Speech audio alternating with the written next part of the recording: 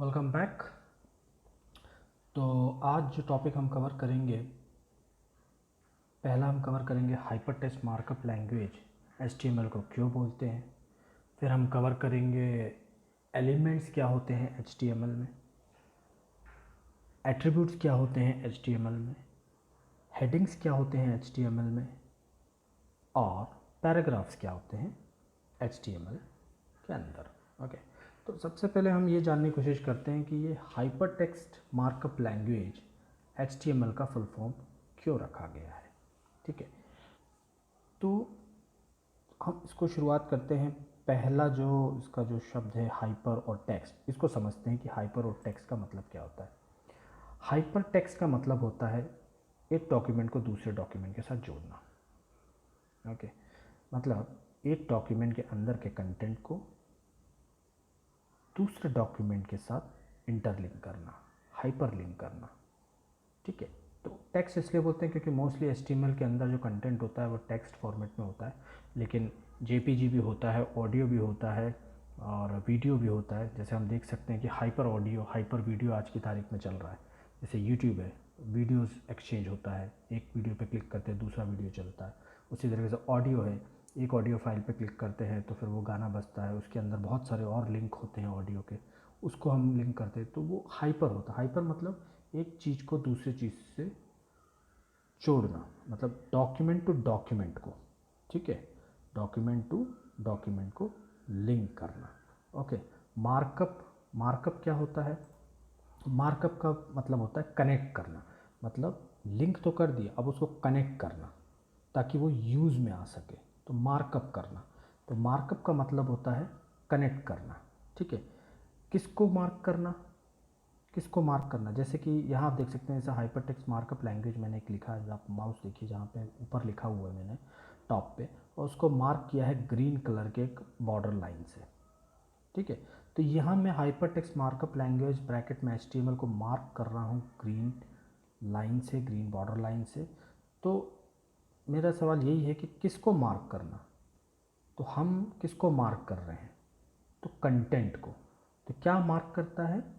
Content को। तो markup का मतलब होता है मार्क करना। किसको मार्क करना है? कंटेंट को। कंटेंट मतलब जो भी हो, टेक्स्ट हो सकता है या कुछ सिंबल्स हो सकते हैं, ऑडियो हो सकता है, इमेज हो सकता है, वीडियो हो सकता है, उस कंटेंट को मार्क करना। ओके, और किसके अंदर मार्क करेंगे अपन? वो इसके अंदर मार्क करेंगे। मतलब ये जो टैग जो दिख रहा है, ओपनिंग टैग बोलते हैं इसको, टैग नेम है ये एक्चुअली में, टैग नेम। ठीक है, इसके अंदर मैं बताऊंगा कि अभी जब आप एलिमेंट सेक्शन में आएंगे तब आपको बताऊंगा कि ये टैग क्या होता है। ठीक है, तो अभी आप फिलहाल इतना ही समझिए, मार्कअप को समझने की कोशिश करिए कि मैं मार्कअप को किस तरीके से समझा रहा हूँ। तो हम कंटेंट को किस में मार्क करते हैं? टैग के अंदर।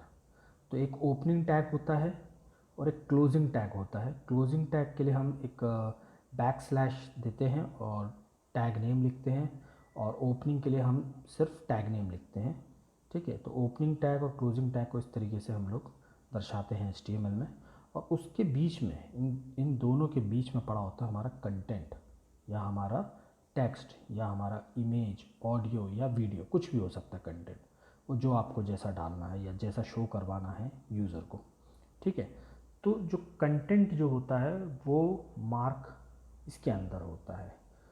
क्यों करते हैं हम ये जो क्यों यूज़ करते हैं, इसी को हम सिंटेक्स बोलते हैं या कोड बोलते हैं, कोड लिखना बोलते हैं। इस पर अपन मैं आ रहा हूँ धीरे धीरे। अब ये क्यों हम ऐसा लिखते हैं? ताकि दूसरी मशीन या सॉफ्टवेयर इसको पढ़ सके, समझ सके। ठीक है, मतलब कि जो भी हम हाइपर टेक्स्ट कर रहे हैं, ठीक है, और उसको मार्क कर रहे हैं कंटेंट को, जो भी कंटेंट को हम मार्क कर रहे हैं टैग के अंदर, टैग नेम के अंदर, वो क्यों कर रहे हैं? ताकि दूसरी मशीन या सॉफ्टवेयर इसको पढ़ सके। मशीन मतलब, सॉफ्टवेयर मतलब जैसे ब्राउज़र, वो एक किसी मशीन में चलता है, और सॉफ्टवेयर होता है ब्राउज़र। एक ब्राउज़र में जैसे क्रोम हो गया, इंटरनेट एक्सप्लोरर हो गया, मोज़िला फायरफॉक्स हो गया, ओपेरा हो गया, कई टाइप के ब्राउज़र्स चल रहे हैं। तो मोस्टली जो 90% या 85% टू 90% लोग क्रोम ही यूज़ कर रहे हैं, क्योंकि इंटरनेट तो बहुत ज़्यादा तकलीफ़ देता है वेब डेवलपर्स को, तो उनको कुछ चीज़ें जो हैं जो हम लोग यूज़ करते हैं करेंगे, वो बहुत सी चीज़ें इंटरनेट एक्सप्लोरर में यूज़ नहीं होता, तो इससे कई लोग इंटरनेट एक्सप्लोरर यूज़ करना बंद कर दिए। और ऊपर से इंटरनेट एक्सप्लोरर मतलब माइक्रोसॉफ्ट का इंटरनेट एक्सप्लोरर उन्होंने वेब डेवलपरों के नाक में दम करके रखा हुआ है। इसलिए बहुत से लोग क्या है ना क्रोम को ही यूज़ करते हैं। क्रोम बहुत अच्छा है और क्रोम बहुत सपोर्ट करता है डेवलपर्स के लिए, ठीक है। और मोज़िला फायरफॉक्स भी काफ़ी अच्छा है। तो अभी आप समझ में आ गए होगा कि हाइपर टेक्स्ट मार्कअप लैंग्वेज का ये क्यों नाम रखा। हाइपर टेक्स्ट मतलब एक डॉक्यूमेंट्स को दूसरे डॉक्यूमेंट से जोड़ना। तो डॉक्यूमेंट मतलब एक हमारा पेज, एक जो पेज जो मैं अभी अपन बनाएंगे, ठीक है। एक पेज को दूसरे पेज से मार्क करना, एक तो तैयार करना, उसको जोड़ने के लिए लिंक रखना, लिंक रखने के बाद उसके अंदर के डाटा को एक दूसरे से पास ऑन कर सके, कम्युनिकेट कर सके एक डॉक्यूमेंट से दूसरे तो वो मार्क करना कहते हैं, मार्कअप करना। तो मार्कअप किसको करते हैं? कंटेंट को करते हैं, जो कंटेंट उसके अंदर पड़ा होता है। और कंटेंट कैसे मार्क होता है? वो टैग के अंदर मार्क होता है। और टैग क्या होता है? एक स्पेशल फॉर्मेट होता है, एक स्पेशल फॉर्मेट होता है जिससे हम दूसरी मशीन या सॉफ्टवेयर को पढ़ सकें। तो ये जो टैग होता है इसको हम लैंग्वेज भी बोल सकते हैं कि ये भाषा है, HTML की भाषा है।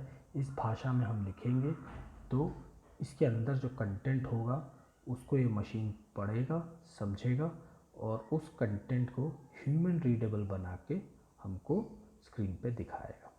तो जैसे हिंदी भाषा होती है, उर्दू भाषा होती है, संस्कृत भाषा होती है, बंगाली भाषा होती है, ठीक है, स्पेनिश भाषा होती है। सब भाषा लिखने का तरीका अलग अलग होता है और उसको वही समझ सकता है जो उसको जानता हो, है क्या नहीं। तो हम तो कंप्यूटर की भाषा जानते नहीं हैं, तो कंप्यूटर की भाषा में हमको उसको समझाने के लिए हमको उसकी भाषा यूज़ करना पड़ेगा। तो HTML भाषा है ब्राउज़र की, तो ब्राउज़र उसको समझता है उस भाषा को और इसके अंदर जो भी हम देंगे उसको वो शो करेगा स्क्रीन पे। तो हाइपर टेक्स्ट मार्कअप लैंग्वेज इसलिए नाम HTML का फुल फॉर्म रखा गया है, ठीक है। तो ये तो हो गया आपका HTML का नाम हाइपर टेक्स्ट मार्कअप लैंग्वेज क्यों है। अब एक सबसे बड़ी चीज़ है कि W3C को आप जानते हैं। W3C का जो फुल फॉर्म है वो है वर्ल्ड वाइड वेब कंसोर्टियम। ये वो संस्था है जो वेब की टेक्नोलॉजी को कंट्रोल करता है, उसके प्रोटोकॉल्स और नई गाइडलाइंस को कंसिस्टेंट चेक करता है और उसके ऊपर वेब के ऊपर पूरा अधिकार इसी संस्था का है। चाहे वो ऑडियो से रिलेटेड हो, JPG वीडियो या टेक्स्ट हो, उसका जो भी कंटेंट होता है वो इसके गाइडलाइंस के आधार पर ही चलता है, ओके। तो हमने देखा होगा कि जब भी हम कोई वेबसाइट सर्च करते हैं या गूगल ही एग्जाम्पल लेते हैं तो हम लोग www.google.com लगाते हैं। तो ये www क्या है? उसका फुल फॉर्म है वर्ल्ड वाइड वेब। यहाँ पे जो 3 है वो इसलिए दिखा है क्योंकि W 3 बार आ रहा है, इसलिए शॉर्ट में उन्होंने W3C कंसोर्टियम के नाम से इनका लोगो है।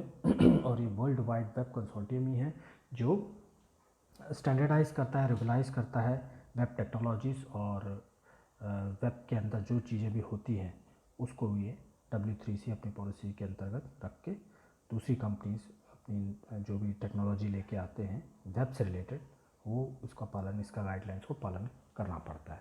तो W3C ने ये बोला है कि भाई HTML जो रहेगा वो स्टैंडर्ड लैंग्वेज रहेगा वेब डिज़ाइनिंग, वेब डेवलपमेंट और वेब पेजेस बनाने के लिए। कोई भी कंपनीज अगर नई कोई लैंग्वेज लेके आता है तो उसको एंटरटेन नहीं किया जाएगा और ना ही उसको अप्लाई में लाया जाएगा। तो HTML स्टैंडर्ड कर दिया है।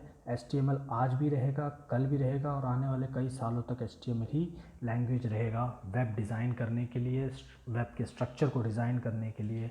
HTML के अलावा दूसरे किसी लैंग्वेज को एंटरटेन नहीं किया जाएगा, ठीक है।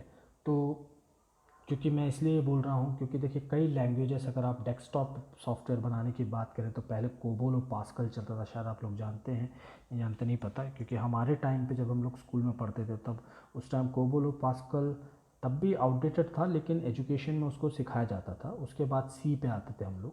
तो कोबोल पास्कल आज देखिए कहीं भी नहीं चल रहा है, वो पूरा आउटडेटेड हो चुका है। एडवांस लैंग्वेजेस आ गए हैं, C++, C# आपका आ गया, पाइथन आ गया है, जावा आ गया है, ठीक है, जो मल्टी ऑपरेटिंग सिस्टम पे काम कर सकते हैं, ठीक है। ठीक है, प्लेटफॉर्म इंडिपेंडेंट है वो लोग, वो लैंग्वेजेस, ठीक है। तो उसी तरीके से लेकिन HTML भी उसी टाइम से चला आ रहा है, HTML भी उसी टाइम से चला आ रहा है। तो HTML आज तक कभी भी आउटडेटेड नहीं हुआ, अपग्रेड ज़रूर होता है, HTML अपग्रेड होता है, जैसे HTML5 चल रहा है अभी, इससे पहले भी HTML3 आया था, उसके बाद 5 आ गया। तो अपग्रेड में क्या होता है कि कुछ नए मेथड्स और फंक्शन को डाल दिए जाते हैं ताकि जिस तरीके की टेक्नोलॉजी है उस चीज़ के साथ ये अडेप्ट कर सके, उस चीज़ के साथ वो HTML हमारी उस टेक्नोलॉजी के साथ काम कर सके। तो नए फंक्शंस को, नए मेथड्स को डाल दिया जाता है और इस चीज़ के बारे में डेवलपर को अपडेट भी मिलता है, इनके जो कम्युनिटी साइट होता है वहाँ से भी हम लोग को अपडेट मिल जाता है कि क्या नई चीज़ें अभी डाली गई हैं और क्या रोल प्ले करता है वो हम हमारे एक वेब पेज डिज़ाइन करने में, वो पर्टिकुलर मेथड जो अपडेट हुआ है, ठीक है। तो W3C का काम यही है। ओके, तो ये तो हो गया हमारा हाइपर टेक्स्ट मार्कअप लैंग्वेज का, मैंने एक छोटा सा आपको उदाहरण दे दिया। अब चलते हैं, आप अपना विजुअल स्टूडियो कोड को खोल लीजिए। तो अब हमारा जो भी काम होगा वो विजुअल स्टूडियो कोड में होगा। मेरा यहाँ विजुअल स्टूडियो कोड खुला हुआ है और आपको मैंने पिछली वीडियो में दिखाया था, जो वीडियो बनाया था उसमें बताया था विजुअल स्टूडियो को इंस्टॉल कैसे करना है। यहाँ पे आपका एक एरो मार्क होगा नीचे और उससे आप विजुअल स्टूडियो को डबल क्लिक करके ओपन कर लीजिए। जब वो ओपन हो जाए तो मैंने फ़ोल्डर बनाना सिखाया था आपको, किस तरीके से फ़ोल्डर बनाते हैं। तो G ड्राइव में मैंने फ़ोल्डर बनाया था HTML ट्यूटोरियल के अंदर एक सब फोल्डर बनाया था टॉपिक 1 करके, ठीक है। टॉपिक 1 मेरा खाली है, लेकिन अभी मेरे इसमें एक इमेज पड़ी हुई है, ये इमेज अभी मेरे ट्यूटोरियल में काम आएगा, इसलिए मैंने इसको पहले से डाल के रखा हुआ है। आपका खाली होगा तो आप चाहो तो HTML जो विजुअल स्टूडियो कोड है, आप अपना सब टॉपिक, अगर आप भी ऐसा बना रहे हैं तो आप ऐसा सब टॉपिक में राइट क्लिक करेंगे जो फोल्डर है और आपको ओपन विथ कोड दिखेगा। राइट क्लिक करने के बाद उस पर आप क्लिक करके भी विजुअल स्टूडियो कोड को खोलेंगे तो आपका ये फ़ोल्डर यहाँ पे दिखने लगेगा। ओके, इस फोल्डर के अंदर जैसे मेरा अभी JPG पड़ा है, मैंने अभी दिखाया आपको, तो ये अभी पड़ा हुआ है यहाँ पे। तो अभी सबसे पहले एक काम करते हैं, आप एक मेजर एक टूल है जो मैं आपको कल बताना भूल गया था, एक्चुअली में वीडियो भी कल का काफ़ी लंबा बन गया था, तो क्योंकि एजुकेशनल कोर्स है तो थोड़ा वीडियो लंबा ही बनेगा, तो उसके लिए हो सकता है आप कहीं बोर भी हो रहे होगे, तो उसके लिए आई एम सॉरी, लेकिन कोर्स तो कंप्लीट करना ही है, तो वीडियो थोड़ा अगर लंबा बनता भी है तो आप कोऑपरेट करिए, सीखिए, क्योंकि ये सीखने के लिए ही बनाया जा रहा है ताकि एक अच्छा एक प्रोफेशनल आप वेबसाइट डेवलप कर सकें, एक डेवलपर बन सकें। तो यहाँ पे आप देखिए विजुअल स्टूडियो कोड में आप जो आपका जो एक्सप्लोरर के बाजू में जहाँ मेरा माउस जा रहा है, आप देखिए सबसे नीचे माउस को अगर आप होवर करेंगे तो एक्सटेंशंस करके आएगा, या आप कंट्रोल शिफ्ट और X दबाएंगे तो आपका एक एक्सटेंशन कुछ इस तरीके से खुल के आ जाएगा, ठीक है। तो ये एक्सटेंशंस हैं, इसको प्लगइन्स भी बोल सकते हैं। जैसे मेरे इसमें टैब 9 करके, लाइव सर्वर करके और डीबगर फॉर क्रोम करके, ये 3 एक्सटेंशन जो मेरे लिए ज़रूरी है काम करते वक्त, तो उसको मैंने इंस्टॉल किया हुआ है। लेकिन आपके लिए एक एक्सटेंशन है जो काफ़ी इंपॉर्टेंट रोल प्ले करेगा आपके कोडिंग में, वो है लाइव सर्वर। तो आप लाइव सर्वर पे जैसे ही आप क्लिक करेंगे तो एक आपके एडिटर टैब में लाइव सर्वर की जानकारी आपको मिल जाएगी कि क्या है लाइव सर्वर और ये क्या काम करता है। अगर आप यहाँ पे देखें जहाँ पे मेरा माउस जा रहा है, तो ये हमारा जैसे index.html है, पेज बनाया HTML का और उसमें हमने कोडिंग किया। कोडिंग करने के बाद अगर हमको रिज़ल्ट देखना है तो हम अपने वेब ब्राउज़र पे बिना बार बार रिफ़्रेश या रीलोड किए लाइव हम लोग अपने जो कोड कर रहे हैं उसका रिज़ल्ट को हम यहाँ पे अपने ब्राउज़र में देख सकते हैं। पहले क्या होता था कि अगर ये हमारे पास एक्सटेंशन नहीं होता तो हम कैसे रिज़ल्ट देखते, हम यहाँ पे अपना कोड जो भी है वो टाइप करते इसके अंदर। टाइप करने के बाद उसके बाद हम लोग क्या करते कि अपने फ़ोल्डर में जाते जहाँ हमारी फ़ाइल है, उस फाइल पे हम लोग डबल क्लिक करते। डबल क्लिक करके वो जो फाइल है वो खुलता ब्राउज़र में, क्योंकि HTML फाइल है तो ब्राउज़र ही रीड करेगा।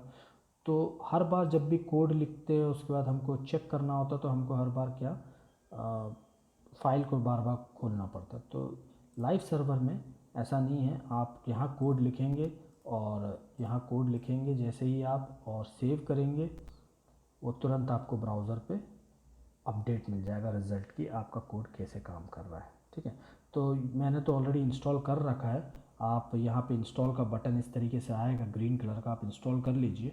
जब इंस्टॉल हो जाएगा तो आपका यहाँ पे ऑप्शन आ जाएगा इस तरीके से, अनइंस्टॉल और डिसेबल। जब अनइंस्टॉल डिसेबल करके लिखा आ रहा होगा तो समझ जाइएगा कि आपका प्रोग्राम इंस्टॉल हो गया। आप क्या करिएगा, एग्ज़िट होइएगा एक बार एग्ज़िट हो जाइए, और एग्ज़िट होने के बाद दोबारा आप उसको ओपन कर लीजिए, या फिर आप अपने उसी फोल्डर से ओपन कर सकते हैं, वहाँ से ओपन कर लीजिए। ठीक है, ओपन करने के बाद उसका रोल आपको मैं ऑलरेडी बता चुका हूँ कि क्या होता है। ओके, तो हम चलते हैं अपने वापस एक्सप्लोरर पे। और जैसे कि कल मैंने आपको HTML फाइल बनाना सिखाया था, तो HTML फाइल हम लोग बनाते हैं। ये फाइल मेन्यू न्यू फाइल पे हम दबाएंगे, और अपना जो भी है जैसे मेरा टॉपिक है माई टॉपिक करके मैं एक HTML फाइल बना लेता हूँ। .html से हम एक्सटेंशन देते हैं, ये आपको कल बताया था। कोई भी HTML कोडिंग करना है तो हम .html से उसको एक्सटेंशन देके उसको विजुअल स्टूडियो कोड को समझाएंगे कि भाई मैं HTML अब कोड करने जा रहा हूँ। तो माई टॉपिक नाम से मैंने HTML फाइल बनाया, एंटर किया, और यहाँ पे आप देख सकते हैं कि HTML का लोगो यहाँ पे आ गया एंगुलर ब्रैकेट का। ठीक है, इसको एंगुलर ब्रैकेट बोलते हैं, मतलब कुछ भी आप ऐसा लगाओगे तो ये एंगुलर ब्रैकेट कहलाता है ना, ब्रैकेट्स का ओपनिंग और क्लोजिंग। ओके तो यहाँ तक तो जो मेजर चीज़ है वो मैं आपको समझा दिया हूँ। अब बात करते हैं कि एलिमेंट्स क्या होते हैं। तो एलिमेंट्स का क्या रोल होता है HTML के अंदर, एलिमेंट्स क्या होते हैं। ओके, तो व्हाट इज़ एलिमेंट्स। तो एलिमेंट्स हम किसको बोल सकते हैं, जैसे कि मैंने आपको बताया कि अभी एक स्लाइड में दिखाया था कि hyper text markup language content को किस में हम किसके अंदर मार्क करेंगे, टैग के अंदर। ओके, तो टैग क्या होता है, angular bracket, tag name, basically वो टैग नेम है। तो इसके अंदर हम, ये ओपनिंग टैग नेम होता है। ठीक है, और इसके अंदर हम कंटेंट लिखते हैं, कंटेंट जो भी हमारा कंटेंट होगा, और फिर हम क्लोजिंग टैग देते हैं, टैग नेम देते हैं। ठीक है, तो ये जो हिस्सा होता है, ये ओवरऑल जो ये चीज़ है, जैसे कंटेंट को मैं कलर कर देता हूँ रेड से, तो ओवरऑल ये जो हिस्सा होता है पूरा का पूरा, ये एक पूरा एलिमेंट कहलाता है HTML में। ठीक है, क्योंकि हाइपर टेक्स्ट हमारा तो हो गया, ये जैसे ये पेज है, ये हो गया हमारा HTML का पेज, ये पूरा एक पेज है, एक डॉक्यूमेंट है। ठीक है, HTML डॉक्यूमेंट है इसको बोलते हैं। ठीक है, तो यहाँ पे जो हम ये माई टॉपिक .html है, ये एक पूरा डॉक्यूमेंट का एक पेज है जिसका नाम माई टॉपिक .html दिया, तो ये एक पेज हो गया। ठीक है, इसके अंदर ये जो पूरी सीरीज़ जो दिख रही है यहाँ से यहाँ तक जो सिलेक्ट किया है मैंने, ये एक पूरा एलिमेंट होता है, एक पूरा एलिमेंट। ओके, एक पूरा एलिमेंट है ये पूरा। ठीक है, और जैसे मैं इसके बाद एक और अगर दे देता हूँ टैग नेम, आप अभी एग्ज़ाम्पल समझिए, ये सब मैं एग्ज़ाम्पल बता रहा हूँ, ये हमारा मेन फ्रेम नहीं है। अगर मैं इसको कॉपी कर लेता हूँ, क्यों वीडियो। ओके, तो मान लीजिए मैंने एक और एलिमेंट लिखा, तो मेरे एलिमेंट कितने हो गए इस पेज के अंदर, 2 एलिमेंट हो गए, एक तो ये एलिमेंट हो गया और दूसरा एक ये एलिमेंट हो गया। तो ये एलिमेंट जो है पूरा एक एलिमेंट कहलाता है, और ये आपका एक एलिमेंट पूरा एक एलिमेंट कहलाता है। तो टोटल 2 एलिमेंट मेरे इस HTML पेज के अंदर हैं, समझे। तो इसको हम बोलते हैं एलिमेंट। और टैग नेम क्या होता है, टैग नेम हर HTML के अंदर हर टैग नेम का एक अलग रोल होता है। ठीक है, फॉर एग्ज़ाम्पल अगर मैं इसको डिलीट कर देता हूँ, अब मैं एक्चुअल एग्ज़ाम्पल पे आता है। ये टैग नेम तो मैंने एक एग्ज़ाम्पल के लिए आपको रेफ़र करने के लिए टैग नेम दिया है, लेकिन ये टैग नेम होता क्या है। एक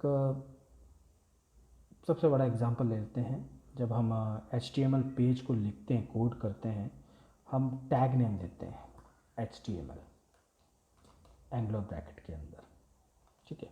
और इसके अंदर और भी बहुत सारे एलिमेंट्स आते हैं, ठीक है, और भी बहुत सारे एलिमेंट्स आते हैं। और उसके बाद मैं इसको क्लोज़ कर देता हूँ। ओके, तो ये तो मेरा हो गया टैग नेम। अब एक्चुअल में HTML में जो HTML पेज में जो टैग नेम होता है वो HTML टैग का नाम है, ठीक है। तो ये एक चलता फिरता काम करने वाला टैग है ये, ठीक है। तो वो जो टैग नेम मैंने लिखा था वो सिर्फ आपको रेफ़र करने के लिए, क्योंकि इसको हम लोग टैग नेम बोलते हैं। इसके अंदर जो भी चीज़ आता है उसको टैग नेम बोलते हैं। तो ये एक्चुअल में HTML वर्किंग टैग नेम है। तो HTML हमने ओपन किया, उसके अंदर हमने कंटेंट और डाला। वो कंटेंट एलिमेंट भी हो सकता है, दूसरे एलिमेंट भी हो सकते हैं, नए एलिमेंट भी हो सकते हैं, ठीक है। और उसके बाद हमने इसको क्लोज़ कर दिया इस HTML को, ठीक है। तो अब यहाँ से लेके मतलब ओपनिंग टैग HTML से लेके क्लोजिंग टैग HTML तक पूरा का पूरा हमारा एक एलिमेंट कहलाता है। हो सकता है बीच में हो सकता है कि इसके अंदर कुछ और वो हो सकते हैं, आपके एलिमेंट और भी हो सकते हैं। जैसे ऐसे भी हो सकता है, जैसे फॉर एग्ज़ाम्पल मैं फिर से एक रेफरेंस ले रहा हूँ। मैं दूसरे टैग नेम अभी इसलिए नहीं ले रहा क्योंकि वो कन्फ्यूजन क्रिएट कर सकते हैं आपको, इसलिए मैं अभी HTML को ही लिया हूँ और बाकी टैग नेम को मैं सिर्फ टैग नेम से ही दर्शा रहा हूँ। ओके, तो ये कंटेंट हो गया और उसके अंदर आपका क्लोजिंग टैग नेम मैंने कर दिया। और फिर एक और आपका इसको कॉपी कर लेता हूँ, ठीक है, और मैंने यहाँ पे HTML को क्लोज़ कर दिया। तो अभी ये जो पूरा हिस्सा है, ये जो पूरा हिस्सा जो दिख रहा है आपको, ये मेरा पूरा का पूरा जो है एक पूरा एलिमेंट है। ओपनिंग HTML टैग से लेकर क्लोजिंग HTML टैग तक, इसके अंदर का जो भी अभी यहाँ पे कंटेंट HTML ओपनिंग टैग का और क्लोजिंग HTML टैग का कंटेंट कौन सा हो गया, ये कंटेंट हो गया, ठीक है। और ये कंटेंट जो है मैंने बताया कि ये कंटेंट या तो टेक्स्ट हो सकता है या एलिमेंट हो सकता है, ठीक है, कुछ भी कंटेंट हो सकता है। तो यहाँ पे हमारे अंदर एलिमेंट पड़ा हुआ है एज ए कंटेंट, ठीक है। और इस तरीके से ये जो पूरा हिस्सा होता है इसको हम एलिमेंट बोलते हैं।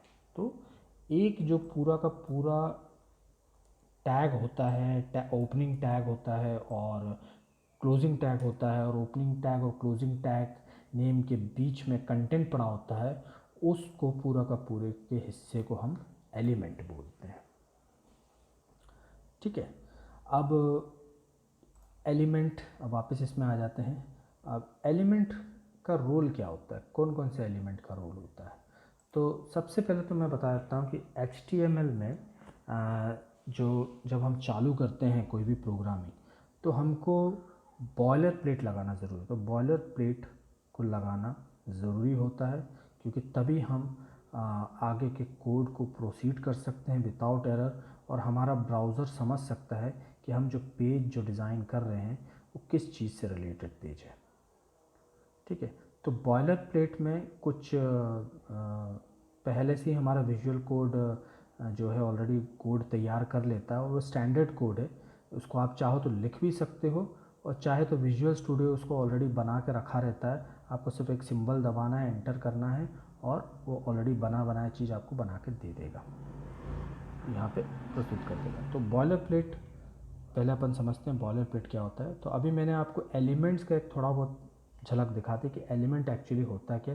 एलिमेंट होता है टैग, ओपनिंग टैग नेम, फिर उसके अंदर उसके बीच में कंटेंट, फिर क्लोजिंग टैग नेम। ये एक सिंटेक्स होता है, एक रूल होता है HTML में कोड लिखने को और एलिमेंट जो होता है, इन पूरी चीज़ों को एलिमेंट हम बोलते हैं, और इसी से हम आउटपुट देंगे आगे जो भी कोडिंग हम करेंगे।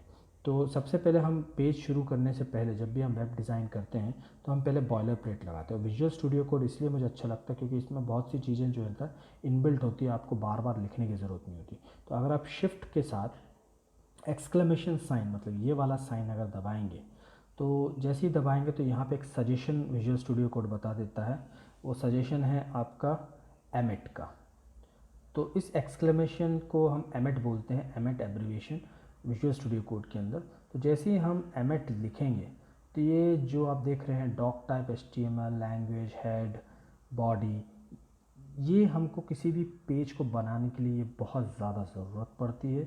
तो ये सब हमको लिखना पड़ेगा, उससे अच्छा विजुअल स्टूडियो कोड ऑलरेडी इसको पहले से बना कर रखता है। और हम जैसे शिफ्ट के साथ एक्सक्लेमेशन साइन, मतलब शिफ्ट के साथ 1 को दबाएंगे, तो क्योंकि 1 के अंदर ही एक्सक्लेमेशन साइन होता है, इसलिए हमको शिफ्ट के साथ दबाना पड़ता है। तो ये सिंबल लगाने के बाद आप जैसे एंटर दबाएंगे तो आपका एक ये खुल जाएगा। ओके, तो मेरा शायद ये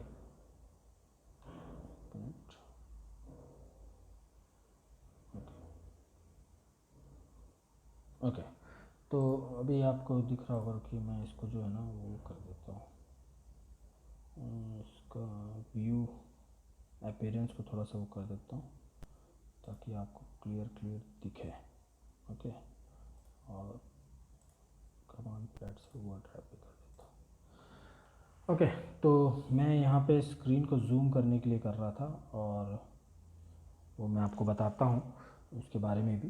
तो जो इम्पोर्टेंट चीज़ है उसको कवर करते हैं। तो ये आप देखिए यहाँ पे ये बॉयलर प्लेट लग गया है।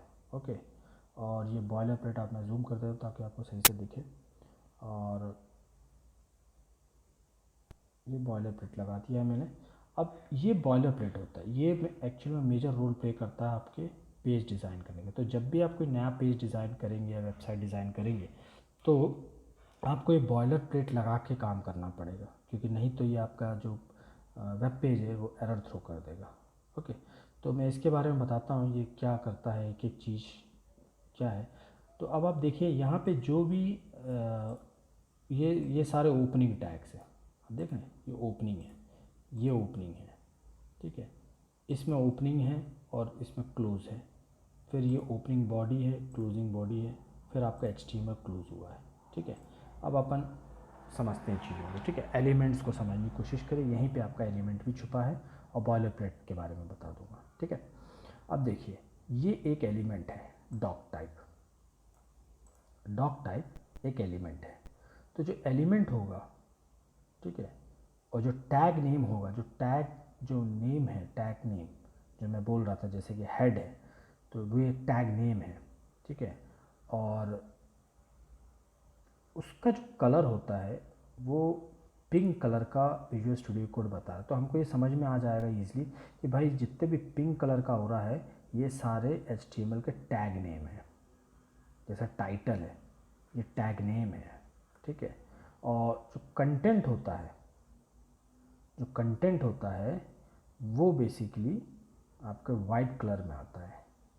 ठीक है, तो कंटेंट जितने भी होंगे देखिए वाइट कलर में दिख रहा होगा। ठीक है, जैसे जोड़ने का हुआ या आपका डॉक्यूमेंट हो गया या आपका कुछ भी वर्ड हो गया, कैरेक्टर हो गया। ठीक है, तो अभी मैं सबसे पहले समझाता हूँ कि ये सारी चीज़ें जो हैं आपके एलिमेंट्स हैं। अब देखिए जैसे मैंने हेड का एग्जांपल बताया था, बॉयलर प्लेट को देखिए, हेड यहाँ पे ओपन हो रहा है और इसके अंदर और भी बहुत सारे एलिमेंट्स पड़े हुए हैं। देखिए मेटा करके एक एलिमेंट है, मेटा करके एक दूसरा एलिमेंट है, टाइटल करके एक तीसरा एलिमेंट पड़ा हुआ और फिर हेड यहाँ पे क्लोज हो गया है। ठीक है, तो इधर से लेके ओपनिंग हेड से लेके ये क्लोजिंग हेड तक इसको हम पूरा एक एलिमेंट बोलते हैं। ठीक है, और इस एलिमेंट के बीच में कंटेंट रखा था। अब ये कंटेंट ज़रूरी नहीं है कि आपका टेक्स्ट ही हो या ऑडियो हो या वीडियो हो, ये कंटेंट एलिमेंट भी हो सकता है। ठीक है, तो जब एक एलिमेंट के अंदर दूसरा एलिमेंट पड़ा होता है एज ए कंटेंट, तो उसको हम बोलते हैं नेस्टेड एलिमेंट। नेस्टेड मतलब नेस्ट करके रखना, जैसे घोंसला होता है, घोंसले के अंदर जब घोंसले को आप देखेंगे तो उसके अंदर जो चिड़िया जब वो घोंसला बनाता है तो फ्रेम बनाता है, एक फ्रेम के अंदर फिर फ्रेम, फ्रेम के अंदर फिर फ्रेम। तो इसी तरीके से एक के अंदर दूसरा एलिमेंट, एक एलिमेंट के अंदर दूसरा एलिमेंट, दूसरे एलिमेंट के अंदर तीसरा एलिमेंट, ऐसे आप नेस्टेड भी कर सकते हो, क्योंकि कभी कभी ये प्रोग्रामिंग में जब कोडिंग करेंगे तो ज़रूरत पड़ सकती है। ठीक है, तो यहाँ पे आप एग्जांपल देख सकते हैं, हेड का नेस्टेड एलिमेंट है ये। ठीक है, आप HTML को देख सकते हैं, देखिए HTML यहाँ पे ओपनिंग हुआ है और क्लोज कहाँ हुआ है, यहाँ लास्ट में। ठीक है, लास्ट में क्लोज हुआ है, तो ये भी एक नेस्टेड एलिमेंट है, क्योंकि HTML के अंदर हेड है, हेड क्लोज होने के बाद उसके अंदर बॉडी भी है, बॉडी भी क्लोज हुआ, और फिर HTML लास्ट में क्लोज हुआ। तो यहाँ से चालू हुआ HTML और यहाँ ख़त्म हुआ। ठीक है, तो इसको नेस्टेड एलिमेंट बोलते हैं। तो ये पूरा एलिमेंट है आपका, यहाँ से HTML लेके यहाँ से यहाँ तक HTML क्लोज तक, तो इसको अपन पूरा एक एलिमेंट HTML टैग का बोलेंगे। हेड टैग का एक एलिमेंट यहाँ तक बोलेंगे, क्लोजिंग हेड तक। बॉडी टैग का जो एलिमेंट है वो यहाँ तक ही है, क्योंकि इसके अंदर हमने भी कुछ डाला नहीं है। ठीक है, और आप ये सोच रहे होंगे कि इसमें क्लोजिंग टैग क्यों नहीं दिया, क्योंकि ये स्पेशल कीवर्ड्स हैं, मतलब ठीक है, ये स्पेशल कीवर्ड्स है, इसमें क्लोजिंग टैग की ज़रूरत नहीं होती। जैसे मेटा हुआ, ठीक है, डॉक टाइप हो गया, ये टैग नेम पे क्लोजिंग की ज़रूरत नहीं होती है। ठीक है, स्पेशल चीज़ें जो आपको याद करना है। ठीक है, बाकी जो होते हैं मेजर, आपका हेड है और बॉडी है। ठीक है, जिसके अंदर आपके कंटेंट आएगा, और इंडेक्सिंग के लिए, सर्च ऑप्टिमाइजेशन के लिए जो चीज़ें आपको कराना है वो हेड के अंदर आता है। जैसे किसी पेज का सर्च ऑप्टिमाइजेशन करना है ना, या उसको रैंकिंग करवाना, उसकी इंडेक्सिंग करवाना है, तो उसके लिए जो वेबसाइट डेवलपर होता है वो हेड के अंदर एलिमेंट्स को डालते हैं और उसके कंटेंट को रीड करवाते हैं ब्राउज़र से। ठीक है, ताकि उनका पेज रैंकिंग में ऊपर आ जाए। ओके, तो अब बॉयलर प्लेट मैंने लगाना आपको बता दिया। एलिमेंट क्या होता है, एलिमेंट का क्या रोल होता है वो भी मैं बता दिया, कि एलिमेंट का एक्चुअल में रोल होता है कंटेंट को होल्ड करना, कंटेंट का होल्ड करना, और हर एलिमेंट का अलग अलग रोल भी है। जैसे HTML जो टैग नेम है, तो ये एलिमेंट का एक अलग रोल है। हेड टैग नेम से जो एलिमेंट है पूरा का पूरा, इसके अंदर जो भी चीज़ आएगा इसका एक रोल अलग है। ठीक है, तो सबका अलग अलग रोल है, इसलिए अलग अलग टैग नेम है। आप देख सकते हैं, बॉडी एक टैग नेम है, इसका एक अलग रोल होगा। अब वो मैं एक एक करके बताता हूँ। देखिए, जब हम HTML पेज जब रेडी करते हैं तो डॉक टाइप लिखना ज़रूरी है, क्योंकि ये हमको बताता है, वेब ब्राउज़र को बताता है कि भैया जो हमारा HTML पेज है वो डॉक्यूमेंट टाइप है। ठीक है, ये आप मतलब समझ लीजिए कि ये आपको लिखना ही लिखना है, कंपलसरी है, इम्पॉर्टेंट है। ये डॉक टाइप आपको स्टार्टिंग में लिखना ही पड़ेगा, डॉक टाइप HTML।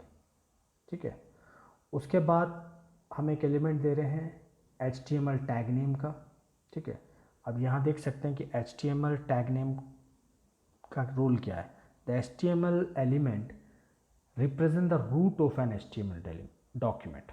ठीक है, तो आप देख सकते हैं यहाँ HTML खुल रहा है और यहाँ बंद हो रहा है, तो इसके अंदर आपका सारा प्रोसीजर होता है, इसी के अंदर आपका पूरा HTML का खेल चलता है, पूरा कोडिंग इसी के अंदर होता है। और ये जो रहता है यहाँ से HTML के ऊपर जो रहता है डॉक टाइप, ये होता है पेरेंट।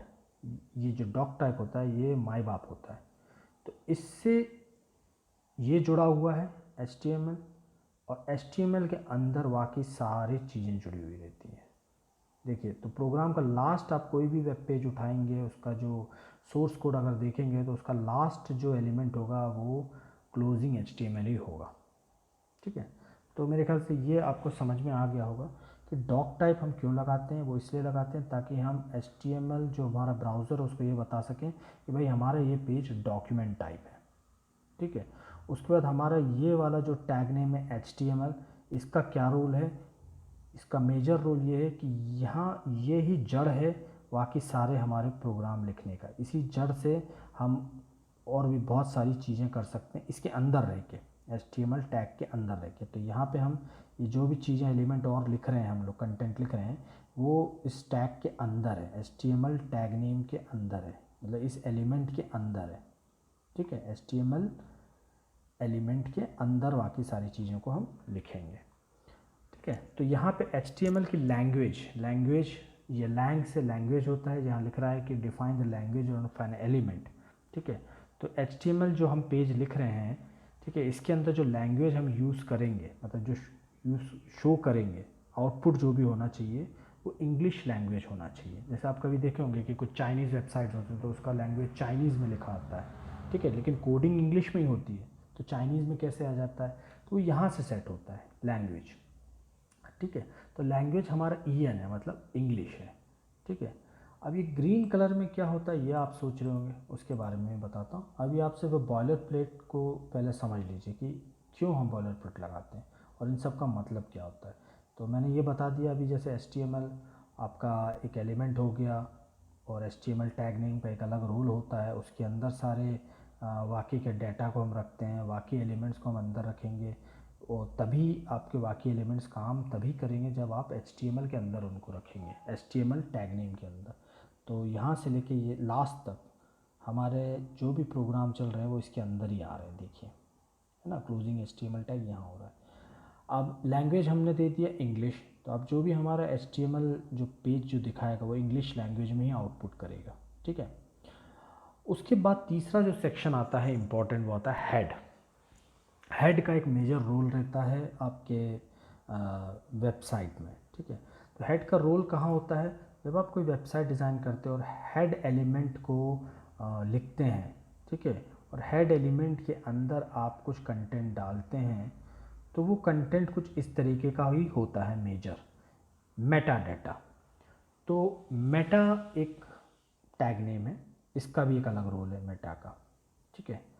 तो मेटा का क्या रोल है, उससे पहले मैं हेड का रोल बता देता हूँ। हेड का मतलब होता है आपका जो भी पेज बना रहे हैं उसका हेड ऑफ द डिपार्टमेंट, मतलब जो कंटेंट को किस तरीके से दिखाना है, ठीक है, और उसके जो स्टोरेज सिस्टम है वो कैसे रहेंगे, उसके कैरेक्टर को किस तरीके से सेट करना है, ठीक है, और जैसी पेज किसी के में खुले किसी डिवाइस में वो किस तरीके से दिखना चाहिए, उसका साइज़ क्या होना चाहिए, ठीक है। मतलब टॉप जितना लेवल की चीज़ें होती है जो सबसे पहले दिखे और टॉप पर रहे, वो सारी चीज़ें हेड के अंदर हम डालते हैं, ठीक है। और ये मेजरली हेड के जो कंटेंट होते हैं वो कहाँ काम आते हैं, सर्च इंजन ऑप्टिमाइजेशन और इंडेक्सिंग को, मतलब पेज को रैंक कराने के लिए, और पेज को जब भी कोई ढूंढे तो पहले दूसरे या चौथे नंबर पे दिखे पेजिनेशन में, ठीक है। तो वहाँ पे इसका काम होता है, वो सर्च इंजन ऑप्टिमाइजेशन आपने कई बार पढ़ा भी होगा, है ना, कि तो उसका रोल यहाँ पे आता है, ठीक है। तो कई वेबसाइट क्या होता है यहाँ पे आपका ऑप्टिमाइजेशन करके छोड़ते हैं, ठीक है। तो मेटा का क्या मतलब होता है, मेटा इसी चीज़ के लिए यूज़ होता है, सर्च इंजन ऑप्टिमाइजेशन के लिए ही। तो हेड के अंदर मैक्सिमम मेटा ही आता है, और एक दो चीज़ें और हैं वो भी मैं आपको भी बताता हूँ। तो मेटा का क्या मतलब होता है ये पहले समझते हैं। तो मेटा का मतलब होता है एक एलिमेंट है वो भी, ठीक है, क्योंकि पिंक कलर में है तो एलिमेंट ही है। और एलिमेंट क्या होता है मैंने आपको बताया था, ज़रूरी नहीं है कि एलिमेंट ओपनिंग टैग अकेला ही हो सकता है, ज़रूरी नहीं है कि उसके क्लोजिंग टैग भी हो, वो डिपेंड करता है अलग अलग एलिमेंट के बिहेवियर के ऊपर। तो हेड जो है एलिमेंट है उसका बिहेवियर क्लोजिंग टैग से ही होगा, बॉडी जो है उसका भी क्लोजिंग टैग से ही बिहेव कर पाएगा वो, HTML जो है, जो HTML टैग नेम है वो भी क्लोजिंग टैग के बिहेवियर से ही अपना रिज़ल्ट दे पाएगा, ठीक है। लेकिन मेटा जो है या डॉक टाइप है, ये इनको क्लोजिंग टैग की ज़रूरत नहीं है, ओके। ये बिना क्लोजिंग टैग के अपने बिहेवियर को या अपने वर्किंग को दिखा सकता है पेज में। तो मेटा का रोल होता है बेसिकली इंडेक्सिंग पर्पस और सर्च इंजन ऑप्टिमाइजेशन के लिए, ये आप बस समझ लीजिए। मेटा हमको लगाना तब ज़रूरी है जब आपको पेज को रैंक कराना हो, इंडेक्स कराना हो, तो ठीक है। तो मेटा का मतलब होता है मेटा डाटा को दिखाना, वेरियस काइंड्स ऑफ मेटा। तो मेटा डाटा मतलब डाटा के अंदर और डाटा को निकाल के दिखाना, ठीक है। The Meta element represent various kinds of Meta data. और मेटा डाटा क्या होता है वो अपन गूगल में अगर अपन ढूंढेंगे तो मैं आपको दिखाता हूँ कि जैसे कि यहाँ पे अगर आप मेटा डेटा को क्लोज को करेंगे तो इसका मीनिंग पता चल जाएगा आपको। देखिए, Meta data is data that describes other data, ठीक है, जो अदर डेटा को डिस्क्राइब करता है। तो मेटा का मतलब यही है। तो ये जो मेटा है ये किसी और डेटा को रिप्रेजेंट कर रहा है। तो ये कैरेक्टर सेट UTF-8, ये जो इन्फॉर्मेशन है इस डेटा का उसको सेट कर रहा है। तो कार सेट क्या होता है, UTF-8 क्या होता है? कार सेट एक्चुअली में आपका कैरेक्टर सेट को बोलते हैं। ओके, कैरेक्टर सेट को हम कार सेट बोलते हैं। और UTF-8 क्या होता है? UTF-8 एक्चुअल में एक एनकोडिंग कहा जाता है, जैसे इंक्रिप्शन फॉर्म किया जाता है। मतलब जो भी कैरेक्टर आप इसमें लिखेंगे या जो भी आप कंटेंट इसमें डालेंगे बॉडी के अंदर, ठीक है, जो भी आप दिखाएंगे मेन ब्राउज़र के अंदर, वो सारे UTF-8 कैरेक्टर के हिसाब से दिखा है। मतलब मशीन लैंग्वेज से रिलेटेड बातें हैं ये, कि कंप्यूटर जिस भाषा को समझता है उसकी कोडिंग किस तरीके से करे कंप्यूटर अपनी भाषा में, क्योंकि आपको पता है कि कंप्यूटर 0 1 के अलावा कुछ जानता नहीं, तो वो किस तरीके से दिखाएगा उसका सिंबल है UTF-8। मतलब UTF-8 का मतलब होता है कि जो भी कैरेक्टर आप देते हैं, जैसे एक A हो गया, एक कैरेक्टर है, तो वो 1 बाइट का स्पेस लेगा, एनकोडेड फॉर्म रहेगा उसका, ठीक है, बाइनरी में। और अगर UTF-16 अगर लिखते हैं तो आपका कैरेक्टर जो A होगा वो ज़्यादा स्पेस लेगा, तो वो 2 बाइट का स्पेस लेगा। तो UTF-16 का मतलब यही होता है। ओके, तो UTF-8 तो यहाँ पे कैरेक्टर सेट कर रहा है, जैसे यहाँ लिखा था attribute declares the pages character encoding, ठीक है। तो ये कैरेक्टर सेट UTF-8 मेटा में नेम व्यू पोर्ट, ठीक है, उसका content with device with initial scale 1.0। अब यहाँ पे एक चीज़ आपको जानना ज़रूरी है कि मैंने टैग नेम तो बता दिया आपने मेरे को, ये टैग नेम के बाद ये क्या आ रहा है ग्रीन कलर में, और इसका क्या मतलब होता है? यहाँ पे HTML में भी मैंने लैंग्वेज दिया is equal to double inverted comma में EN दे दिया, इसको क्या बोलते हैं? तो मैं इस टॉपिक पे थोड़ी देर में आना चाह रहा था, लेकिन चूँकि बॉयलर प्लेट का सेक्शन आ गया है बीच में, तो इसको मुझे समझाना ज़रूरी है ताकि आपको कन्फ्यूजन ना हो। देखिए, ये जो आपको ग्रीन कलर जो दिख रहा है ना, इसको एट्रीब्यूट बोलते हैं, ठीक है। और एट्रीब्यूट का मतलब क्या होता है वो मैं आपको यहाँ समझा देता हूँ।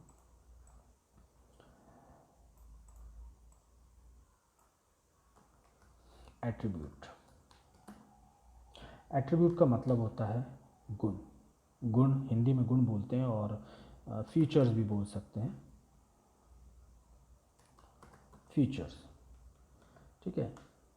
किसी भी एलिमेंट का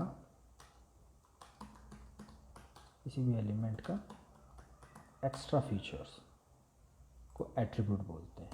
तो एट्रीब्यूट का मतलब होता है किसी भी एलिमेंट का एक्स्ट्रा फीचर्स। अगर मान लीजिए कि हेड टैग है, तो इस हेड का तो एक फीचर है ही। क्या फीचर है इस हेड टैग का, हेड एलिमेंट का, या हेड टैग नेम ही बोल सकते हैं, क्योंकि एलिमेंट अभी बना नहीं है। ध्यान रखना, एलिमेंट अभी बना नहीं है। एलिमेंट तब बनेगा जब इसके अंदर कंटेंट आने के बाद जब हम हेड को क्लोज करेंगे, तब जाके ये पूरा का पूरा एक एलिमेंट कहलाता है। तो अगर अभी हम बोलेंगे तो ये एलिमेंट नहीं है, ये अभी सिर्फ टैग नेम है। हेड एक टैग नेम है, ठीक है।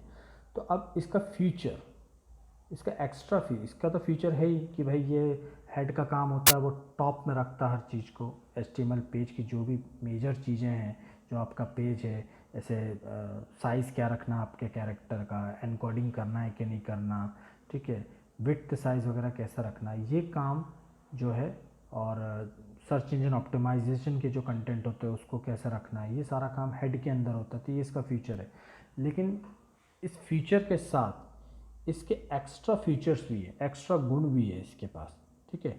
उस जो एक्स्ट्रा फीचर्स जो होते हैं, जो जब हम उसको बुलाएंगे, जब हम उसको कॉल करेंगे उस फीचर को, तभी वो अपना काम दिखाएगा, ठीक है। ऐसा नहीं कि हेड को बोल दिया तो वो फीचर भी इसके साथ चला आएगा, नहीं। इसलिए इसको एट्रीब्यूट बोलते हैं कि जब तक हम उस फीचर को कॉल नहीं करें या बुलाएंगे नहीं, तब तक वो फ्यूचर इस हेड के अंदर अप्लाई नहीं होगा। ठीक है, तो एट्रीब्यूट का मतलब होता है किसी भी एलिमेंट का एक्स्ट्रा फीचर। तो हेड का तो कोई एट्रीब्यूट होता नहीं है वैसे। तो जो दूसरा एलिमेंट है मेटा,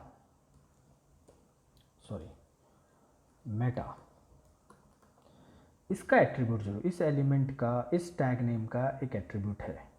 ठीक है, इस मेटा का मतलब मैंने आपको बता दी कि सर्च इंजन ऑप्टिमाइजेशन के लिए बहुत काम की चीज़ होती है ये टैग नेम मेटा का। ठीक है, तो मेटा को हम जब लगाते हैं तो इसका एक एट्रीब्यूट होता है, इसके 2-3 एट्रीब्यूट होते हैं।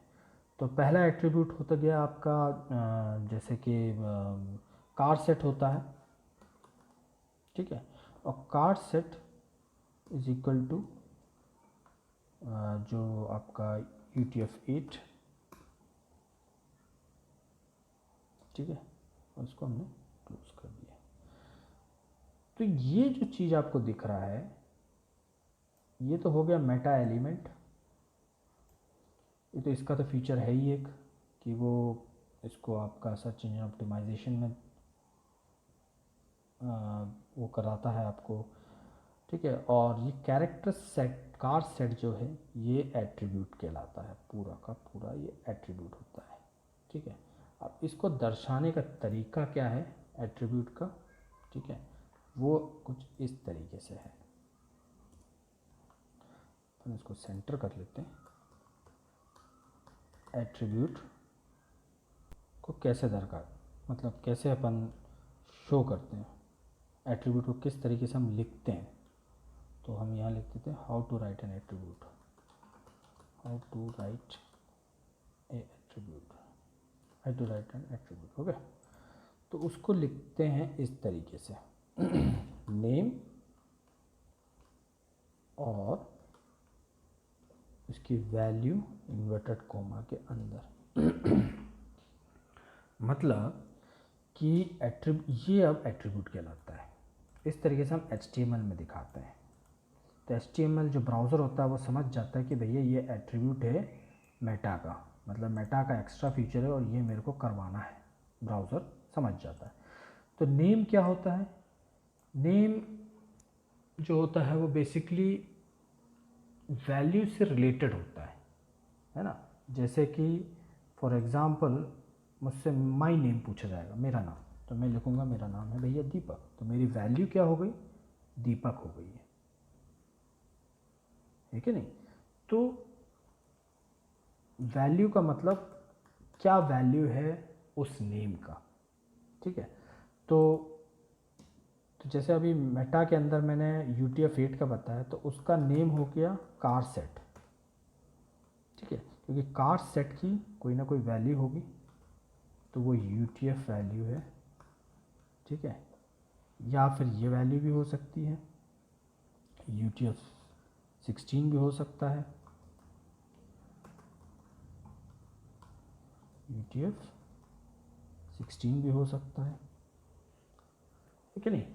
तो ये नेम हो गया और ये वैल्यू हो गई, और ये वैल्यू तभी इसको आ सकती है नेम के अंदर जब ये नेम इससे रिलेटेड होगा, इस नेम से इसकी वैल्यू को रिलेट कर रही होगी।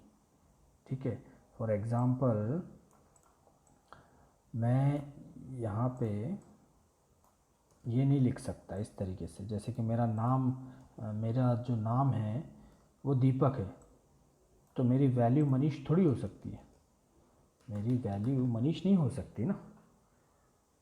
जो मेरा जिस चीज़ से को रिलेटेड होगा वही तो मेरी वैल्यू बनेगी ना। तो उसी तरीके से कार सेट जो है, जो कार सेट जो रहेगा उसकी वैल्यू उससे को रिलेटेड होनी चाहिए। ठीक है, ऐसा नहीं कि आप उसको अंदर कुछ भी डाल दो। तो इसके अंदर या तो UTF-8 चलेगा, ठीक है, या फिर आपका UTF-16 चलेगा। ये दो वैल्यू ही ले सकता है क्योंकि यही दो वैल्यू इसको असाइंड है।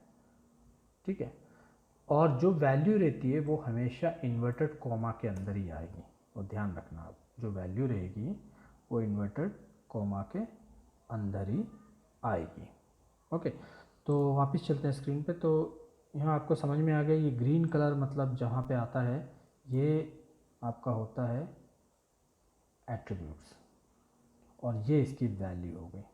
ठीक है, सेम उसी तरीके से मेटा नेम है, नेम जो है एट्रीब्यूट हो गया, एट्रीब्यूट का नेम हो गया, उसकी वैल्यू हो गई व्यू पोर्ट, और उसके अंदर एक और एट्रीब्यूट नेम है कंटेंट, और उसकी वैल्यू हो गई width is equal to device width comma initial scale is equal to 1.0। तो ये एट्रीब्यूट, दो एट्रीब्यूट नेम है इसके अंदर, और उन दोनों की वैल्यू भी है। ठीक है, तो ये मेटा क्या करता है, ये व्यू पोर्ट को सेट करता है। व्यू पोर्ट मतलब जहाँ तक आपकी स्क्रीन है उसको व्यू पोर्ट बोलते हैं, मतलब जिस स्क्रीन में आप डिस्प्ले को देख पा रहे, कंटेंट को देख पा रहे, वो आपका व्यू पोर्ट हो गया। ये मैं अपने लैपटॉप की स्क्रीन में जो भी देख रहा हूँ, जहाँ तक डिस्प्ले एरिया है, वो मेरा व्यू पोर्ट हो गया। ठीक है, अब दूसरा एट्रीब्यूट क्या बोल रहा है, कि कंटेंट क्या है भैया व्यू पोर्ट का। कंटेंट ये है, कंटेंट की वैल्यू है कि विड्थ जो है मतलब चौड़ाई, वो आप डिवाइस विड्थ के बराबर कर देना, और उसकी जो इनिशियल स्केल जो वैल्यू होगी उसको आप 1.0 रखना। मतलब क्या कहने की कोशिश कर रहा है ब्राउज़र को, कि भैया अगर मेरा पेज जिस भी डिवाइस में खुल रहा है तो उसका तो पहले व्यू पोर्ट आप चेक कर लो। व्यू पोर्ट चेक करने के बाद आप उसका जो कंटेंट है व्यू पोर्ट का, उस साइज़ को सेट कर देना। क्या साइज़ सेट कर देना, कि अगर बंदा मोबाइल पे मेरा पेज देख रहा है, वेब पेज देख रहा है, तो उसको मोबाइल की स्क्रीन की विड्थ के हिसाब से एडजस्ट कर देना मेरे पेज को, और जो पेज की जो पहला जो शुरुआत जो हो वो इनिशियल स्केल 1.0 के पिक्सल से चालू हो। तो 1.0 मतलब अलग अलग डिवाइसेस पे आदमी वेब पेज देखता हो सकता है। आप वीडियो जो देख रहे हैं वो मोबाइल पे देख रहे हो, कुछ लोग हो सकता है डेस्कटॉप पे देख रहे हो, कुछ लोग हो सकता है एंड्रॉयड टीवी में देख रहे हो, कुछ लोग हो सकता है टैबलेट में देख रहे हो। तो सबकी स्क्रीन साइजेस अलग अलग होती है। तो वेब पेज क्या होती है, जब अगर आप ये नहीं लगाओगे तो स्क्रीन साइज़ जो है किसी में टूटी हुई दिखेगी, किसी में बाहर जाती हुई दिखेगी, टेक्स्ट आधा अधूरा दिखेगा। ठीक है, तो उसको ये सेट करता है व्यू पोर्ट के थ्रू। ठीक है, तो व्यू पोर्ट, और उसका एट्रीब्यूट दे दिया, एट्रीब्यूट नेम दे दिया एक नेम, और उसको वैल्यू दे दी व्यू पोर्ट, और कंटेंट की value they the with device with initial scale, है ना। तो यहाँ पे आप देख सकते हैं कि एक एट्रीब्यूट नेम है और उसकी वैल्यू व्यू पोर्ट है, दूसरा एट्रीब्यूट नेम कंटेंट है और उसकी वैल्यू विद डिवाइस। तो अब ये देखिए, ये दोनों वैल्यू और ये दोनों नेम भी एक दूसरे को कोरिलेट कर रहे हैं। ठीक है, ऐसा नहीं कि यहाँ व्यू पोर्ट दिया तो यहाँ कुछ भी आप कंटेंट डाल दो। जो कंटेंट एट्रीब्यूट नेम दोगे वो इससे कोरिलेट होना चाहिए, इसकी वैल्यू। ठीक है, और कुछ हम लोग ऐसे भी देते हैं, जैसे कि मान लीजिए कि मेटा दिया, ये बेसिकली सर्च इंजन के लिए ज़रूरी होता है। हम नेम देंगे और उसके बाद हम देंगे डिस्क्रिप्शन,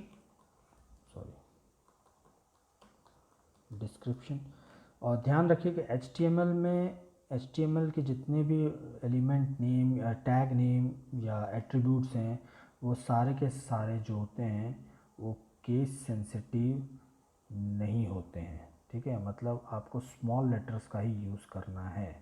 ठीक है, कुछ कुछ जो वर्ड्स हो, कुछ कुछ जो नेम होते हैं या टैग नेम होते हैं वो कैपिटल में लिखना होता है, लेकिन मैक्सिमम जितना भी हम यूज़ करेंगे कोडिंग में वो स्मॉल लेटर्स में ही करना है। ओके, और दूसरी चीज़ ये बताना चाहता हूँ कि एट्रीब्यूट्स जो होते हैं, जैसे मैंने अभी एट्रीब्यूट्स के बारे में जो बोला, एट्रीब्यूट्स जो होते हैं वो हमेशा ओपनिंग टैग में ही लगेंगे। ठीक है, मतलब आपको एट्रीब्यूट्स लिखने के बाद, ओपनिंग टैग में एट्रीब्यूट्स लिखने के बाद आप उसके बाद कंटेंट लिखेंगे, उसके बाद क्लोजिंग एट्रीब्यूट लिखते हैं। ठीक है, तो ये मेटा डेटा में कोई क्लोजिंग एट्रीब्यूट नहीं लगता है। ठीक है, क्योंकि मेटा में क्लोजिंग एट्रीब्यूट्स की ज़रूरत नहीं होती है। ठीक है, तो ये चीज़ का आप ध्यान रखिएगा। तो जैसे मैं यहाँ पे अब एक एट्रीब्यूट डाल रहा हूँ और एट्रीब्यूट का जो नेम है वो नेम ही रख रहा हूँ, और उसकी वैल्यू में डिस्क्रिप्शन रख रहा हूँ। ठीक है, तो गूगल ये सर्च समझ जाएगा, जब मेरा पेज को अगर कोई देखेगा तो गूगल ये रीड कर लेगा, भैया डिस्क्रिप्शन इसका यहाँ पे पड़ा हुआ है। ठीक है, मेटा के अंदर डिस्क्रिप्शन मिल गया उसको सर्च करते हुए, और उसका कंटेंट जो है उस वैल्यू को मेरे को जब पेज सर्च करूँ तो मुझे दिखाना है। अब मैं बताता हूँ कैसे। नेम आपने लिख दिया एट्रीब्यूट नेम, और उसकी वैल्यू दे दी डिस्क्रिप्शन। ठीक है, उसके बाद आप एक और एट्रीब्यूट दे रहे हैं कंटेंट। ठीक है, और कंटेंट के अंदर आपने value they the hello this is my video tutorial for HTML। ठीक है, ये आपने दे दिया। ठीक है, तो इसका मतलब क्या होता है ये मैं आपको बताता हूँ एग्जांपल से। ये देखिए मैंने क्या दिया था वहाँ पे, मैंने दिया था मेटा के अंदर एक एट्रीब्यूट जिसका नाम था नेम, उसकी वैल्यू दी थी मैंने डिस्क्रिप्शन, और एक और एट्रीब्यूट दिया था जिसका नाम था नेम और वैल्यू था this is my video tutorial for HTML, उसका कंटेंट की वैल्यू दिया था। अब जैसे मैंने ऐसा दिया है ना, तो कई वेबसाइट जो वाले जो होते हैं जिन्होंने डेवलप किया होता है दूसरी कंपनीज के लिए, वैसा डिस्क्रिप्शन डालते हैं, और वो कैसे दिखता है जब गूगल उसको सर्च करता है वो मैं बताना चाह रहा हूँ। अब यहाँ तो देखिए ये आ गया। ठीक है, ये जो चीज़ें होती हैं यही आपका डिस्क्रिप्शन में आता है। जैसे hello world, Python is very simple language and has a very straightforward syntax, it encourages programmers to program without boilerplate. ठीक है, तो ये जो चीज़ें होती हैं ये आपका इस जगह से आती हैं। तो मेरे ख्याल से आपको समझ में आ गया होगा कि इसका मतलब क्या होता है, एट्रीब्यूट्स कहाँ क्यों ज़रूरी होता है, ये मैंने अभी एग्जांपल से दिखा दिया। ठीक है, फिर कई लोग एक और मेटा का यूज़ करते हैं। मेटा हो गया आपका, सॉरी अब देखिए यहाँ पे आपको इसने बता दिया, वाइट में दिखा रहा है, मतलब मैंने कहीं गलती किया है, मैंने मेटा का एंगुलर ब्रैकेट लगाना भूल गया था, क्लोजिंग वाला। ठीक है, अब मैं यहाँ पे कई लोग कीवर्ड का भी डालते हैं, तो मेटा में ही आता है वो भी, और नेम में डाल दूंगा और इसकी वैल्यू दे दूंगा कीवर्ड्स। ठीक है, तो कीवर्ड्स जो है गूगल समझ जाता है कि क्योंकि ये प्री डिफाइंड होते हैं, ये सारे के सारे ये जो वैल्यूज़ होते हैं ये पहले से सेट होते हैं, तो या तो आप इसको याद कर रटने की ज़रूरत नहीं है, बस आप समझते जाइए। तो कीवर्ड्स से भी आप कर सकते हैं। तो कीवर्ड से क्या होता है कि जो भी आप कंटेंट एट्रीब्यूट दोगे, बस स्पेशल फीचर दोगे मेटा को, उसकी वैल्यू दे दोगे कि भैया लर्न HTML अगर कोई सर्च करे और लर्न CSS अगर कोई सर्च करे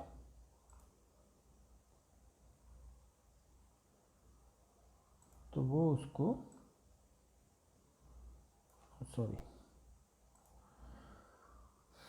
उसको ढूंढ के दिखा दे। Okay, and learn JS। तो अब ये जो फीचर है ये क्या करेगा, गूगल भैया देखेगा कि कीवर्ड दिए हैं क्या नहीं दिए इनकी वेबसाइट में। कीवर्ड अगर दिए होंगे, अगर किसी ने लर्न HTML दिया होगा तो मेरी वेबसाइट रैंक कर जाएगी, क्योंकि मैं यहाँ पे मेटा डेटा डाल दिया हूँ, कीवर्ड्स का एट्रीब्यूट दिया हुआ। तो ये रोल होता है एट्रीब्यूट का। तो मेरे ख्याल से अभी आपको समझ में आ गया होगा कि एट्रीब्यूट क्या होते हैं, एलिमेंट्स क्या होते हैं। ठीक है, और ये बॉयलर प्लेट में इनका रोल क्या होता है ये समझ में आ गया होगा। ठीक है, अब बात करते हैं टाइटल की। ठीक है, अच्छा एक और चीज़, आप कंटेंट के अंदर जो वैल्यू देंगे आप उसमें कितनी भी वैल्यू दे सकते हैं, कोमा सेपरेट करके। ठीक है, और लेकिन वो जो वैल्यू है वो इन्वर्टर कोमा के अंदर ही आना चाहिए। ठीक है, ऐसे नहीं कि आपने जैसे मान लो कि लर्न HTML लिखा उसको एक अलग इन्वर्टर कोमा में दे दिया, उसके बाद कॉमा दिया, फिर उसको ऐसा नहीं करना, ये आपका एरर थ्रो कर देगा। देखिए आप यहाँ देख रहे हैं, यहाँ पे ये ग्रीन कलर में आ गया है, ठीक है। तो आपको जो भी वैल्यू देना है आप उसको कॉमा दे के सेपरेट कर सकते हैं, तो अलग अलग वैल्यू कहलाएगा, लेकिन ये एक ही इन्वर्टर कॉमा के अंदर आना चाहिए, ठीक है। तो ये बात का ध्यान रखिएगा, ठीक है, क्योंकि एक कंटेंट एक नेम के अंदर एक ही वैल्यू आ सकती है, ठीक है, दो दो वैल्यू नहीं आ सकती। ओके, तो एक एट्रीब्यूट की नेम और वैल्यू पेयर होंगे। दूसरा एट्रीब्यूट अगर आपको देना तो फिर आपको नेम और वैल्यू पेयर दो देने पड़ेंगे। तो एक एट्रीब्यूट नेम को दो वैल्यू नहीं हो सकते, ठीक है, ये बात आप समझिएगा। तीसरा होता है टाइटल डॉक्यूमेंट, जो हेड के अंदर जो तीसरा इन्होंने लिखा है बॉयलरप्लेट जो लगा वो टाइटल क्या रोल करता है वो मैं आपको दिखाता हूँ। अब जैसे मेरा माउस शायद गड़बड़ कर रहा है, जैसे मान लो यहाँ मैं लिखता हूँ माई टॉपिक, ठीक है। तो माई टॉपिक जैसे ही आपने लिखा, अब आप इसको कंट्रोल एस करके सेव कर लीजिए इस पूरी चीज़ को, ठीक है। अब आप देखेंगे आपके एडिटर के नीचे इस साइड में यहाँ पे गो लाइव करके लिखा आ रहा है, ओके, गो लाइव करके, ये आपका लाइव सर्वर का ही दिखा रहा है। आप इसको क्लिक करिए, स्टार्टिंग दिखाएगा, पोर्ट 5500 दिखाएगा, और आपके ब्राउज़र अगर क्रोम होगा तो आपका वहाँ पे ये खुलेगा पेज। तो ये कौन सा पेज है, ये मेरा वही पेज है जो मैं बना रहा हूँ, mytopic.html। तो ये फ़ायदा होता है लाइव सर्वर का। तो आप यहाँ जो कुछ भी करते जाएंगे आप सेव करेंगे और यहाँ पे लाइव आ जाएगा, आपको कोई बार बार रिफ़्रेश बटन की ज़रूरत नहीं करनी, दबानी नहीं पड़ेगी। तो यहाँ जो भी करेंगे आप सीधे कंट्रोल अल्टर टैब दबा के आप अपना प्रोग्राम को रन होते हुए सीधे ब्राउज़र पे देख सकते हैं। तो अभी देखिए मैंने इतना कुछ लिखा यहाँ पे, तो यहाँ कुछ नहीं दिखा रहा। क्यों नहीं दिखा रहा है, क्योंकि मैंने जो कुछ अभी तक लिखा वो सारे के सारे हेड के अंदर थे, जो कि यूज़र को दिखाने की ज़रूरत नहीं है उस चीज़ की, ठीक है, क्योंकि ये गूगल के लिए होता है, सर्च इंजन्स के लिए होता है, आपके इंडेक्सिंग और रैंकिंग कराने के लिए, ठीक है। टाइटल हेड के अंदर था, ये जो टैग नेम, ये एलिमेंट जो है टाइटल पूरा एलिमेंट है ये, और ये टाइटल इसका टैग नेम है, और इसके बीच में मैंने कंटेंट एक लिखा है माई टॉपिक, और टाइटल टैग नेम को क्लोज़ कर दिया है। तो ये मेरा पूरा एक बन गया है एक एलिमेंट। और जो मेरा माई टॉपिक कंटेंट है ये कहाँ आएगा, ये कुछ यहाँ आएगा, टाइटल, मतलब आपके पेज का टाइटल क्या है। तो माई टॉपिक, जैसे अगर मैं गूगल का देखूँ तो हेलो वर्ल्ड आ रहा है, क्योंकि मैंने हेलो वर्ल्ड सर्च किया था, तो गूगल ने यहाँ पे ऑटोमेटिक ऐसा सेट कर रखा है कि टाइटल में वो चीज़ आ जाए जो बंदा सर्च कर रहा हो। तो अगर मैं यहाँ पे गूगल लिखूँगा तो आप देखिएगा कि गूगल आएगा यहाँ पे, ये देखिए यहाँ पे भी टाइटल में गूगल आ गया, गूगल सर्च। मेरे में क्या आ रहा है, टाइटल मैंने माई टॉपिक डाला है, लेकिन मेरे में www.com इसलिए नहीं आ रहा है क्योंकि मैंने अभी तक कोई भी डोमेन नहीं लिया है। तो मेरा ये जो 127.0.0 जो है वो मेरा पोर्ट है, कंप्यूटर का पोर्ट का IP एड्रेस दिखा रहा है लाइव सर्वर, ठीक है। तो 5500 पे सेट है जो अपने लाइव सर्वर से भी एक्टिव है। तो टाइटल का काम ये होता है कि वो आपके पेज के बारे में, जो पेज है उसके बारे में एक टाइटल बता देगा कि भाई इस पेज का नाम इन्होंने ये रखा हुआ है। तो आप जैसे कई बार देखे होंगे कि कई पेज में अबाउट अस होता है, ठीक है। तो अबाउट अस का पेज जब आदमी खोलता है तो वहाँ टाइटल अबाउट अस होगा। तो अबाउट अस में उसकी पूरी कंपनी के बारे में जानकारी ये सब दिया रहता है, ओके। तो और फिर यहाँ पे हेड क्लोज़ हो जाता है, और हेड क्लोज़ करने के बाद इसके बाद हमारा चालू होता है बॉडी। तो बॉडी जो है वो मेजर रोल प्ले करता है हमारा ब्राउज़र के सेंटर पे डिस्प्ले कराने के। तो अभी तक आपने देखा इतना कुछ लिखा, लेकिन यहाँ पे कुछ भी शो नहीं कर रहा है, सिर्फ टाइटल का एक बस आया है। अब मैं यहाँ पे लिखूँगा हेलो वर्ल्ड। तो मैं जैसे ही लिख के सेव करूँगा तो आप देखिए मेरा लाइव सर्वर में हेलो वर्ल्ड लिख के आ गया। तो अब यहाँ आपको समझ में आ गया होगा कि बॉडी के अंदर मैं कुछ भी लिखूँगा, जैसे मैं एक लैटिन स्पेनिश वर्ड अगर मैं लिखता हूँ तो तो ये जो है मेरा यहाँ पे दिखेगा। अभी मैं इसको सेव कर देता हूँ। अब ये देखिए, अब मेरा ये जो पेज है अबाउट अस का टाइटल जो मैं दिया, इसके अंदर अब आपको दिख रहा है जो मैंने बॉडी के अंदर जो कुछ भी लिखा था। ओके, मैं इसको थोड़ा छोटा वो कर देता हूँ ताकि आपको समझ में आए। ओके, तो ये बॉडी के अंदर जो है मैंने जो कुछ लिखा वो यहाँ पे आ गया। ओके, तो यही चीज़ होता है बॉडी के अंदर। जब तक आप बॉडी के अंदर कुछ नहीं लिखेंगे तब तक आप ब्राउज़र पे कुछ भी डिस्प्ले नहीं करवा पाएंगे। ठीक है, तो अब आप ये सोच रहे होंगे लॉरम करके मैंने क्या लिखा था। लॉरम एक्चुअली में एक एमिट एब्रीविएशन है। जब भी आपको कुछ देखना है कि वो टेक्स्ट सही से काम कर रहा है कि नहीं कर रहा, तो आप इतना सारा टाइप करने की ज़रूरत नहीं है। अगर आपको लंबा चौड़ा कुछ लिखना है तो आप विजुअल स्टूडियो कोड में ये फंक्शन होता है कि आप लॉरम अकेला लिखेंगे तो और एंटर दबा देंगे तो वो एक पैराग्राफ बना के आपको दे देगा। ठीक है, और अगर आप लॉरम इंटू 4 कर देंगे, ठीक है, जैसे मैं अगर यहाँ पे लॉरम लिखता हूँ और स्टार लगाता हूँ और 4 करता हूँ तो ये 4 पैराग्राफ बना देगा, 1 2 3 4। ठीक है, तो 4 पैराग्राफ ये बना देगा। मैं इसको सेव कर दूँगा तो यहाँ पे आप देखिएगा कि उतना ही पैराग्राफ यहाँ पे दिखाएगा यहाँ पे। ठीक है, तो यहाँ तक आपको समझ में आ गया है। और ये वीडियो थोड़ी सी लंबी बन गई है तो मैं अभी के लिए स्टॉप करता हूँ। तो अभी मैंने आपको बता दिया आपका HTML hyper text markup language क्यों बोलते हैं हम इसे, और आपका एलिमेंट क्या होता है, और दूसरा आपका एट्रीब्यूट्स क्या होते हैं उसके बारे में मैंने बता दिया। एट्रीब्यूट्स के बारे में मैं नेक्स्ट वीडियो में, और हेडिंग्स और पैराग्राफ्स के बारे में नेक्स्ट वीडियो में मैं आपको बताता हूँ, जो आज शाम को ही मैं डालूँगा क्योंकि ये वीडियो थोड़ा सा लंबा हो गया है। तो मेरे ख्याल से आपको ऑलमोस्ट समझ में आ गया होगा बॉयलर प्लेट हम क्यों लगाते हैं, और उसके अंदर जो कंटेंट होता है, जो कोड हम लिखते हैं वो क्यों ज़रूरी है। हमको कोई भी पेज बनाते वक्त हमको इस चीज़ की ज़रूरत क्यों पड़ती है, उसके बारे में भी मैंने आपको बता दिया। तो फ़िलहाल इस वीडियो के अंदर मैं अभी इतना ही बताता हूँ, और मैं नेक्स्ट वीडियो जो आज शाम को डालूँगा इसका कंटिन्यू पार्ट 2, वो मैं आपको पूरा का पूरा टॉपिक जो है बाकी का जो बचा है एट्रीब्यूट से रिलेटेड और बचे हुए हैं, और आपका हेडिंग से रिलेटेड और पैराग्राफ से रिलेटेड वो मैं आज ही कंप्लीट करूँगा। ओके, तो तब तक के लिए अपना ख्याल रखिए, टेक केयर।